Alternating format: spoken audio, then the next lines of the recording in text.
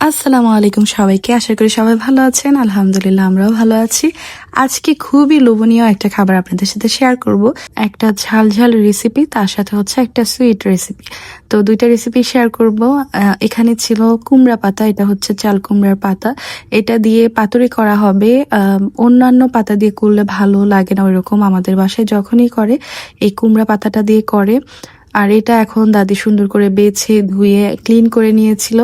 মাছের বা শুটকি মাছের পাতুরি করার জন্য কুমড়ো পাতাগুলা কিন্তু আগে থেকে ধুয়ে পানি একদম ঝরিয়ে নিতে হয়, তাহলে পাতাটা সুন্দর থাকে, নরম হয়ে যায় না।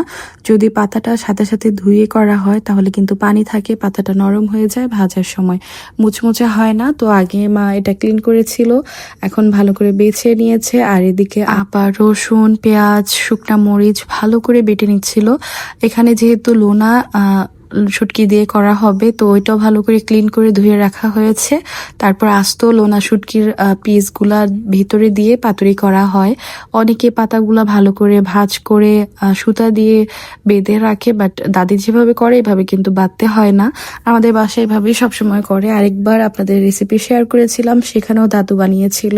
তো দাদি যখনই বানায় আপা মরিচ, পেঁয়াজ এগুলা ভালো করে বেটে দেয়, আর তারপর দাদি সুন্দর করে মেখে মাছের শুটকির পাতুরিটা করা হয়। ঠিক এই সময় বাহিরে কিন্তু অনেক বৃষ্টি হচ্ছিল, অন্ধকার হয়ে গেছে। তো বৃষ্টির মধ্যে বারান্দায় বসে এরকম করে দাদু বানাচ্ছিল। পাতুরিটা মজা হয় তখন যখন ভালো করে এই মশলাটা, মানে পেঁয়াজ, তারপর হচ্ছে রসুন আর মরিচ বাটাটা ভালো করে মাখানো হয়, এর মধ্যে কিন্তু বেশি মজা হয়।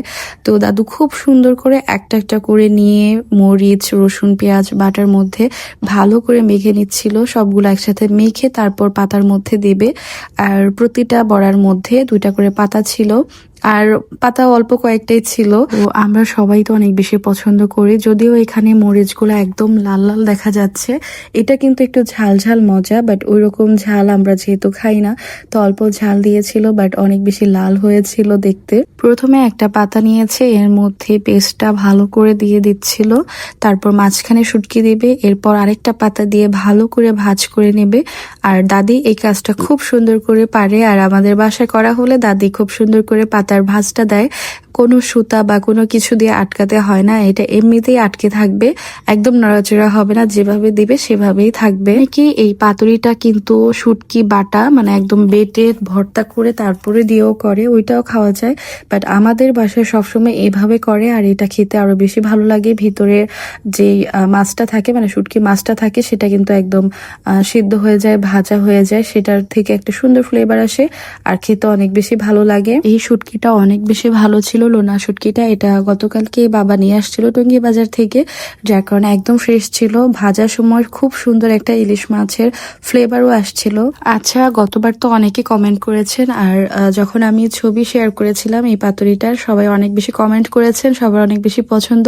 তো কমেন্টে এবারও জানাবেন যে কার বাসায় কিভাবে করা হয়, বা কোন জেলায় কিভাবে করে থাকেন, আপনারা কিভাবে খেয়ে থাকেন, অবশ্যই কমেন্টে জানাবেন।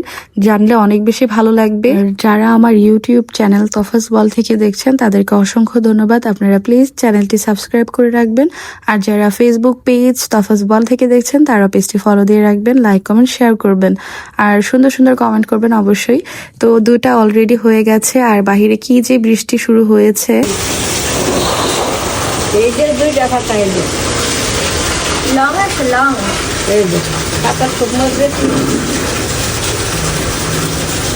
দাদি এটা খুব ভালো। কেক কাউন্টার বাই তানবিয়াতে কিন্তু যে কোনো ফ্লেভারের কেক পাবেন, এরকম বেন্টো কেক, টাপ কেক, তারপর হচ্ছে পাউন্ড কেক, যে কোনো কেক পেয়ে যাবেন। কমেন্টে পেজটি মেনশন করে দেবো। ইনসাইড ঢাকার ভিতরে 2 দিন বা 3 দিন আগে অর্ডার করতে পারবেন। তো এরকম সুন্দর সুন্দর রেসিপি দেখতেও ভালো লাগে, আর আমি এখন ভয়েস দিতে গিয়ে আমার এখনো আবার খেতে মন চাইছে। অনেক বেশি মজার ছিল, একটা একটা করে অনেকগুলা করে ফেলেছে, আর মা একসাথে সবগুলা দিয়ে ভাজি করবে, খুব মোচমোচা হয় পাতাটা।